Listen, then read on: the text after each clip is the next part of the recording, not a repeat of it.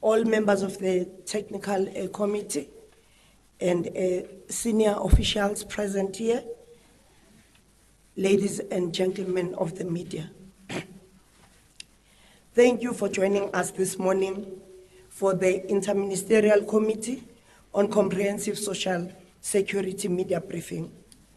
As we outline the progress made by the South African Social Security Agency towards the implementation of the Constitutional Court orders as directed on 17 March this year. In its judgment, the Constitutional Court ordered the Minister of Social Development and SASSA to submit quarterly reports highlighting the steps being taken to ensure the appointment of a new payment service provider when the current 12-month contract with a CPS lapses at the end of this financial year.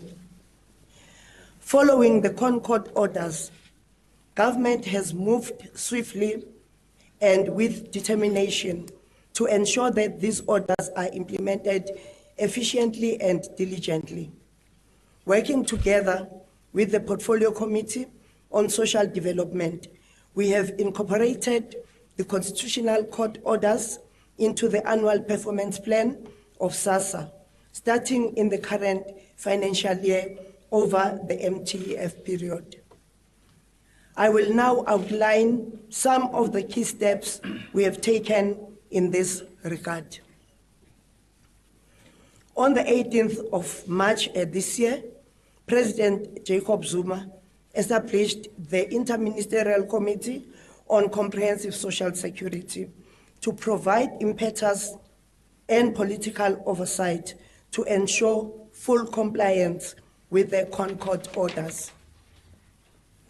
Beyond the important directive from the Concord, the IMC is also focusing on comprehensive social security reforms with a view to addressing the gaps and weaknesses identified in the current social security measures.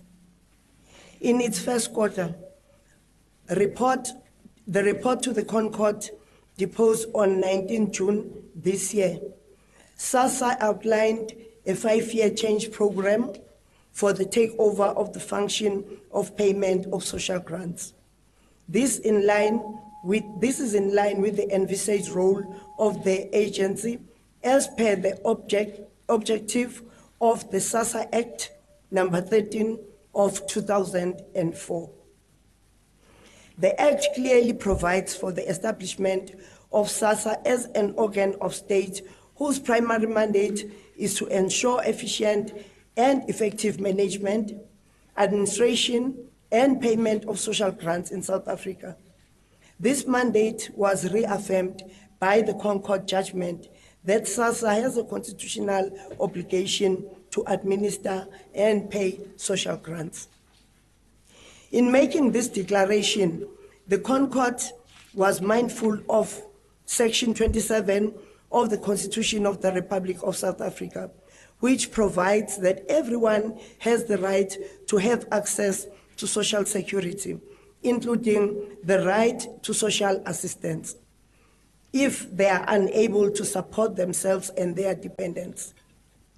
The proposed 5-year takeover period is based on extensive research into various payment options and recommendations of the Ministerial Advisory Committee and the work streams. SASSA has adopted these recommendations with clear and specific deliverables during the transition period. The insourcing and integration of the grants administration and payment value chain is an enormous task that requires time, high-level specialized skills, and resources that are currently not readily available. The gradual phasing in of these processes will therefore ensure a seamless transition. As part of these interim arrangements, and in line with the position of the governing party, SASSA began collaborating with the South African Post Office with a view to work together to ensure payment of social grants beyond March 2018. Ladies and gentlemen, let me once again take this opportunity to emphasize that government, through the work of the IMC, remains committed to this collaboration. We have demonstrated this commitment through a number of ways, which I will now outline. In accordance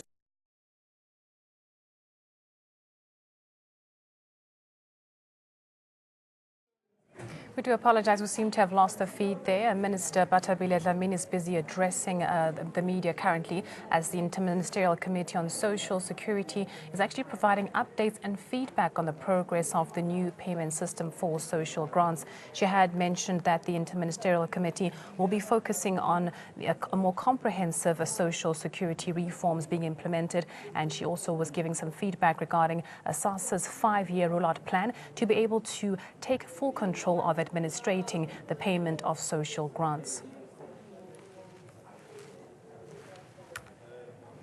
As we know, earlier on this year, in the month of March, the Constitutional Court ordered the Minister of Social Development as well as SASSA to file quarterly reports on SASSA's progress to take over these payments. Let's go back live. We seem to have the feedback.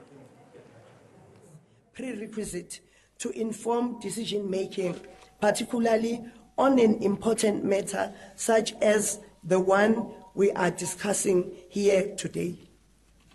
It looks at a number of issues, including risks and opportunities, financial implications, legal implications, regulatory impacts, and wider implications, to name but a few. Due to the fact that this is a highly technical and specialized field, SASSA issued a request for quotation to appoint a service provider for this purpose. This process did not yield the desired results. Using the National Treasury Central Supplier Database, SASSA then issued the RFQ to a group of service providers. All 4 service providers submitted their quotations late, resulting in further unavoidable delays in finalization of this process in terms of the procurement schedule. The process was rerun, and the CSIR was subsequently appointed to conduct due diligence, which commenced on the 31st of August and was completed on Thursday, 14 September 2017.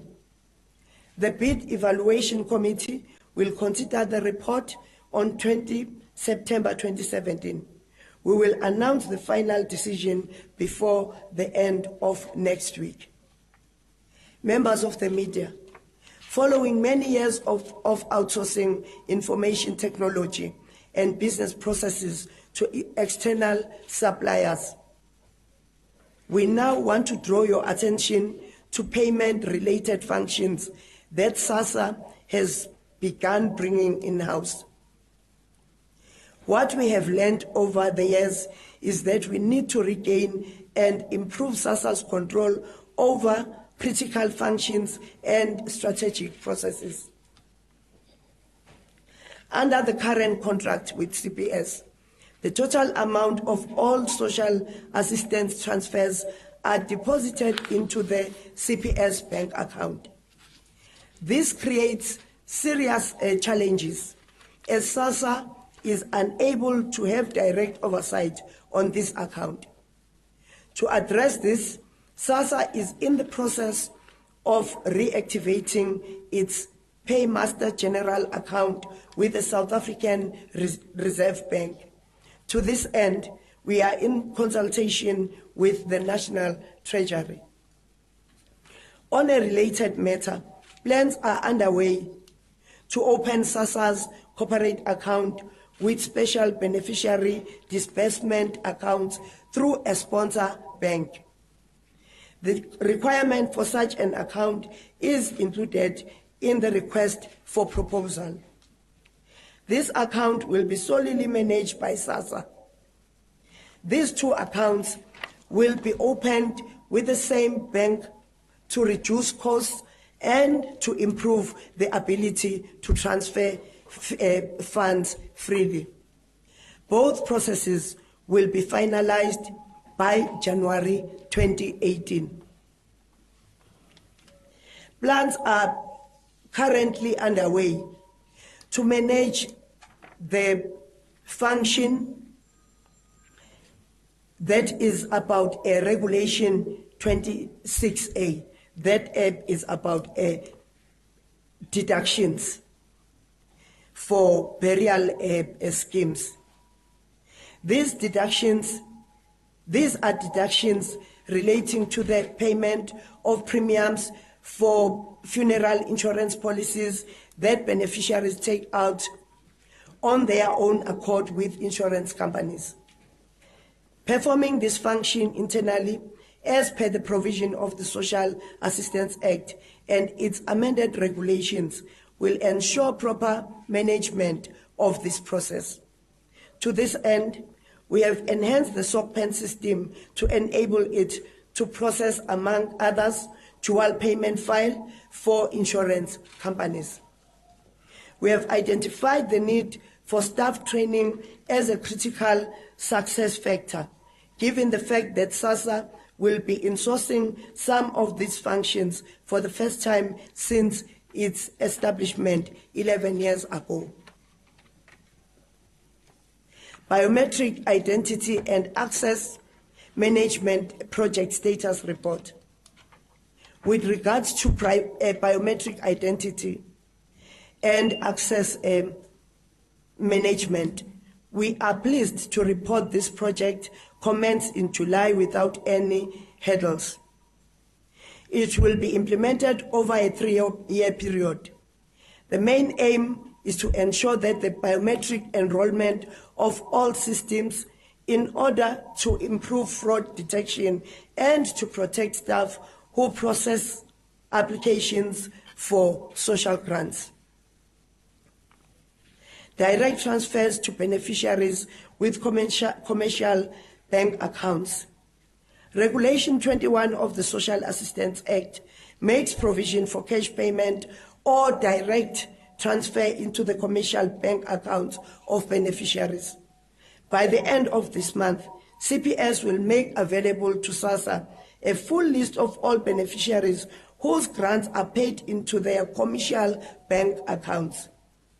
SASSA is currently in consultation with the National Treasury to re-establish the linkage to BankServe to enable these payments. Once finalized, over 2 million beneficiaries will be paid using this method. This will reduce the number of beneficiaries who depend on other payment channels. Contrary to media reports, SASSA has not received any document in respect of the research published by the Payments Association of South Africa. Our current data shows that approximately 45% of the 10.7 million grant beneficiaries utilize the current service provider infrastructure. The current service provider manages approximately 10,000 SASSA points of service, utilizing an offline payment solution which is critical to service delivery. This was brought about by the lack of information communication technology infrastructure in the rural parts of our country. The EMV solution deployed by banks require online capacity or capability and is therefore unsuitable for this payment channel. This might be the reason why the big banks did not respond to the RFP and the RFI that SASSA advertised.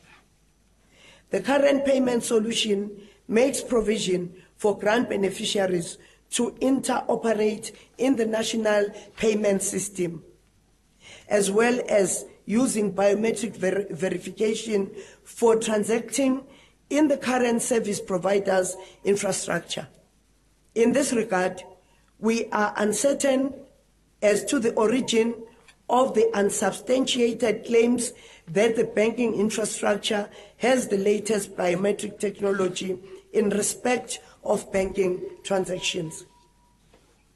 Ladies and gentlemen, as we continue to focus on the road ahead, we are also turning our attention to the potential economic contribution we can make through this investment, particularly in driving local economic development. In the last financial year, the department and its entities procured over 300 million rand worth of social relief of distress from cooperatives and small businesses. The recent IMC supported our plans to leverage social grants to promote local economic development. We will make further announcements on this matter in due course. We want to assure all recipients of social grants or beneficiaries of social grants that the Department of Social Development and SASSA, working together with its partners, that's other government entities, are committed to paying the right social grant to the right person at the right time and place. Njalo. I thank you. Thank you, Minister. We will give at least 2 minutes to each of the ministers and the IMC to make comments on their responsibilities in the IMC. Minister Mkhize. Thank you very much. Thank you very much, Program Director. Thank you, Minister.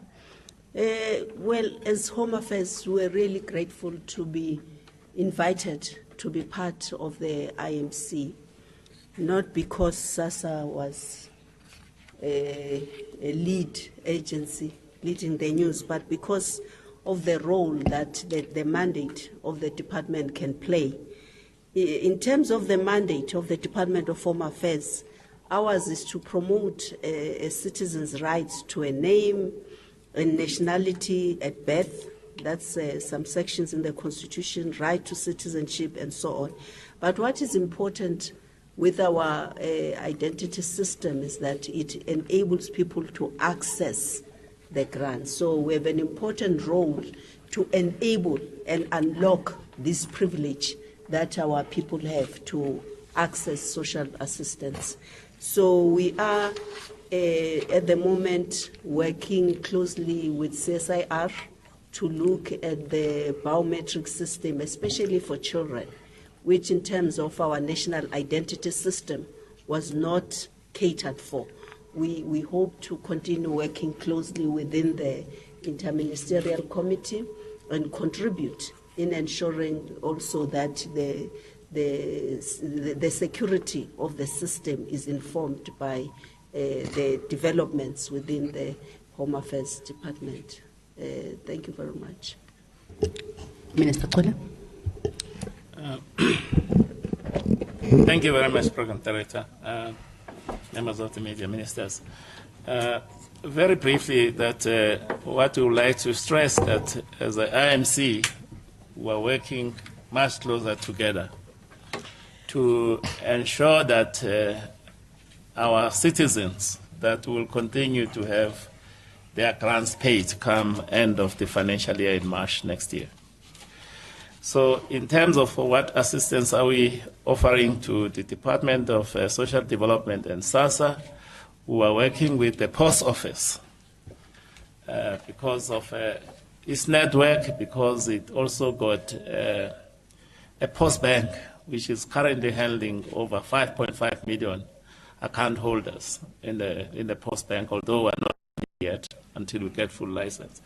So the post office is going to play a supportive role to SASSA to take over this function, as the minister has been saying in the statement. So our post office, our CEO is working much closer with the acting CEO of SASSA on this regard so that we succeed and of course, they report to the IMC, which is shared by the president of the country.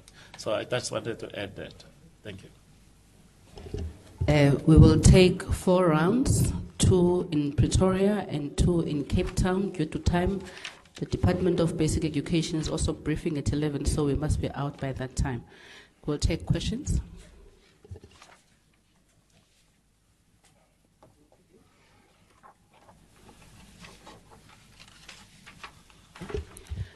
Please do tell us the name of your name and also your media house. Thanks.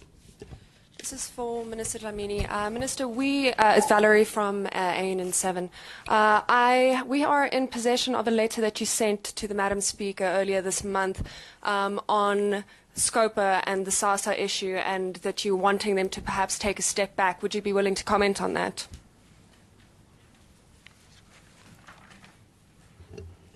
It looks like we don't have... Oh, okay. Leranzi?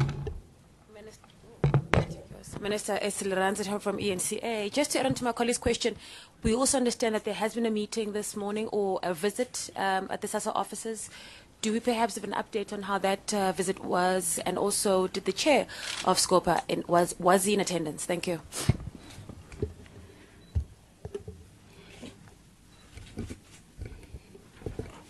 Thank you very much, Program Director. Yes, we did communicate to the Office of the Speaker. Due to that, the responsibility of monitoring our work is done by the Portfolio Committee.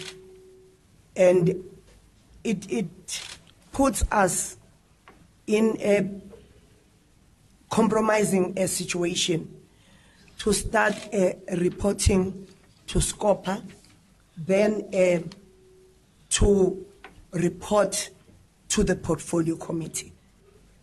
And yeah, because sometimes we've been reporting about our progress first in SCOPA, then reporting to the Portfolio Committee.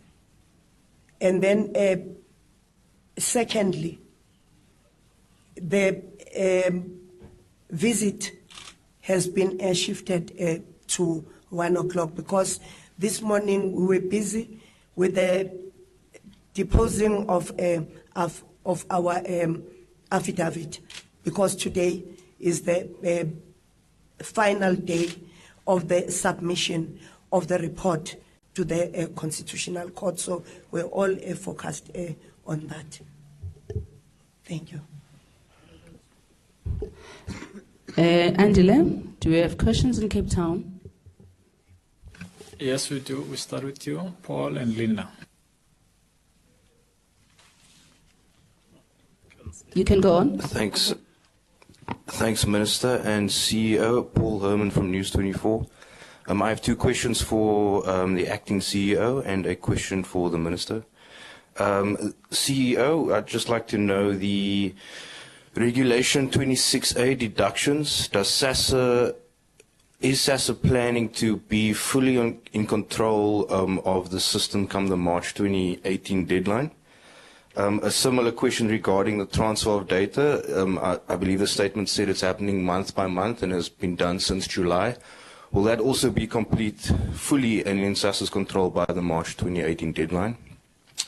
Lastly, for the Minister, we understand the Minister's grievances between SCOPA and the Portfolio Committee. What role does the Minister see SCOPA playing then in future? Because their role is more specific than Portfolio Committees. They are accountable for public funds, and they do have the constitutional right to at least ask about it. So what role, in her mind, can SCOPA play going forward? Because I don't think they can ignore it. Thank you. Linda? Minister, just to clarify, I'm a bit confused about what's new in your announcement for beneficiaries. Is the purpose of the press briefing to tell us what is in your report to the Constitutional Court, just to update us on progress? But if it's beyond that, is there anything that you've said now which will impact on the way payments are made currently? Thanks a lot. Paul? Good morning, Minister. Paul Vecchiarti from Bloomberg. Your report sounds quite technical. I just want to know, are you en route for CPS to be relieved of this contract as per the court order in March? Thank you. Back to you, Lumga. Thank you, Angela. Minister?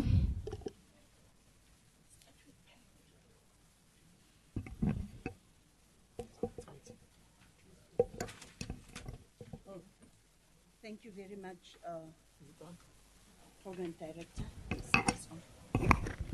On Regulation 26A, we are in process of actually taking the full responsibility.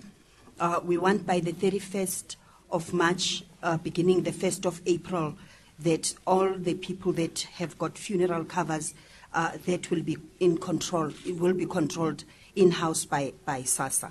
That's what we intend doing, and the processes are well underway to do that, and we are quite definite that we will do that.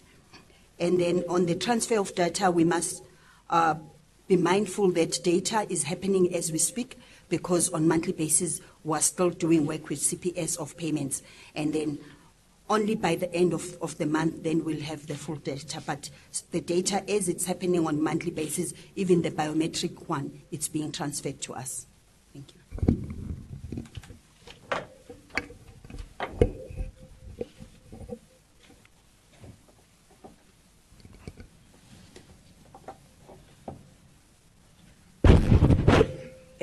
Thank you very much, Program Director. I think there is a lot that is new here. Most of the time when we come to report about SASSA, it has been social development, family only. But today, we are working together so as to show that there is going to be an integration of work, and there is a cooperation by government in this work. But also, the systems we are bringing in are new. We've never had them before. Even our IT has been driven from outside. The work that has been done in the post office, we gave them or the request for information. They came back to us, then a request for proposal, and then there is a due diligence that is completed today. And therefore, thereafter, the evaluation team is going to be looking into the report, and I think that is new. The issue of bank accounts is also new, because previously money has been going to CPS, and therefore now SASSA is going to be fully driving the funding. That is also new. That we are going to be responsible for 26A is very clear, and that we've strengthened SOCPAN. That's new, because we've always been saying the SOCPAN is fragile or weak. It can break at any time. Yeah, I think there is a lot that is new, but it depends on how we see the program. And then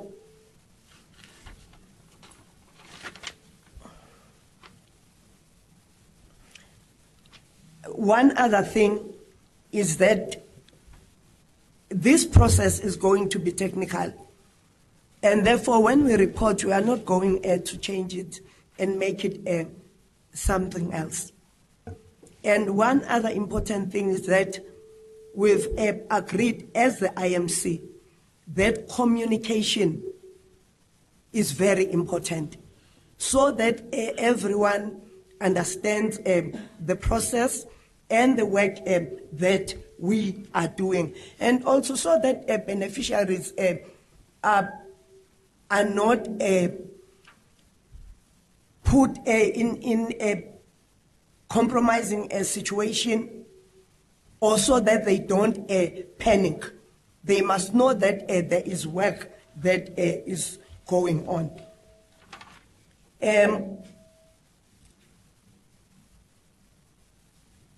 What we are doing right now is to ensure that we implement everything according to book. Every decision that was taken by the Constitutional Court is implemented to the latter.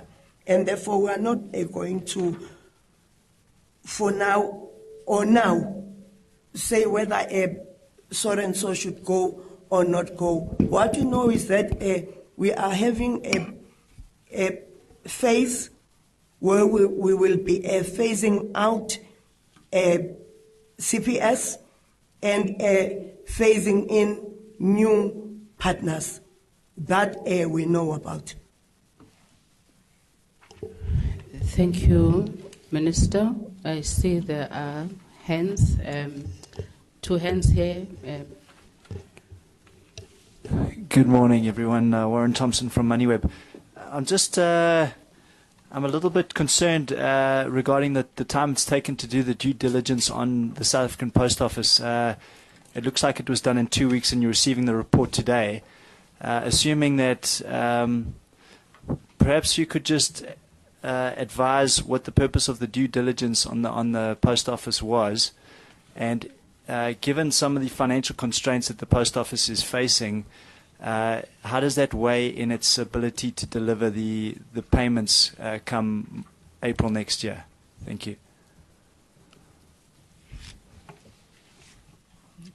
Hi, you're speaking to Catherine Child from The Times and Times Live. Can you just explain, when SASSA takes over the deductions of funeral plans and funeral plans for children and all the strange things deducted, are you going to stop those deductions? How does your taking over the deduction process actually help the beneficiaries, some who were children having funeral plans deducted? And then just some clarity, I was a little confused by this statement.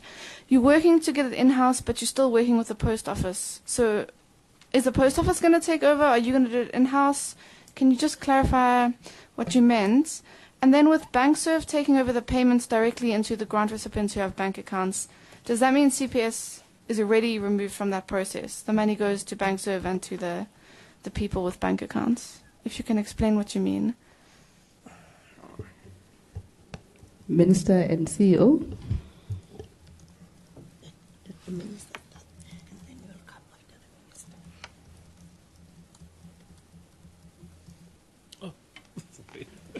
Thank you very much. Maybe from MoneyWeb. There is no undue delay. The CSIR has just completed the due diligence. You remember the minister did specify what were the delays in the appointment of the person to do this due diligence. I think it's clearly stated in the statement. But once the CSIR was appointed, they were hard at work and were informed they've completed the due diligence. Now, it's up to the bid adjudication committee, and the bid adjudication committee is not going to sit on it, it's working on it. We're told they're meeting on the 20th already, so they can take the decision. The critical thing is to finalize the process where the decisions can be finalized. So in terms of my understanding, but Minister may add on this, the statement is saying the insourcing process is going to be 5 years. The interim, the SASSA is working with the post office to assist with some of the functions of the insourcing. So, so that we are all clear. So from now until the end of 5 years, they have to work together so that we, as state entities, they assist each other to give the capacity and assurance that we can deliver the social grant. And the key thing is as the minister said at the end of the statement, that we are working as an interministerial committee. It's no more the issue of the social development alone. These technical teams, they give briefings, they meet regularly under our DGs, and assess the progress, and then give the information to the interministerial committee. That's why we're all here. Other ministers who are part of the team, they did apologize, but we are here to assure the citizens that we are working together for the common goal that we deliver this important social assistance on a continuous basis to all our citizens and beneficiaries. Thank you, Minister. Thank you, Program Director. On the 26As, which are the funeral debit orders that go through the grants for the beneficiaries. Firstly, maybe just to explain that these funeral covers are the ones that are taken by beneficiaries at their own will. But we've had problems where beneficiaries come back to us and complain that, you know, they haven't taken that funeral cover, and sometimes you find that they have more than 3 to 4 funeral covers as one beneficiary.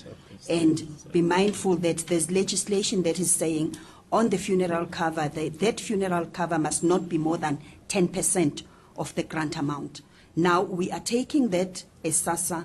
We are going to make sure that when beneficiaries are taking the funeral covers, they are not more than 10% of the grant, and we are going to help them to be the ones that are telling us that here we want to take a funeral cover, and they must sign to confirm and to say they are taking that funeral cover.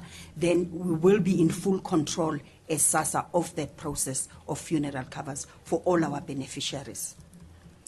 And then coming to the bank save and the banking account, remember we do have beneficiaries that have their own bank accounts with the bank. We're talking about those ones. And at the present moment, what is happening, SASSA is actually not paying them directly. They are still being paid by CPS. And CPS is going to do that up to the end of the extension of the contract, which is the 31st of March. After that, then as SASSA, we will test in January, but after that, we will then, as we are talking with Treasury and the Reserve Bank, that part of payment will be done directly from our corporate account. Thank you. Just in the interest of time, because my colleagues at...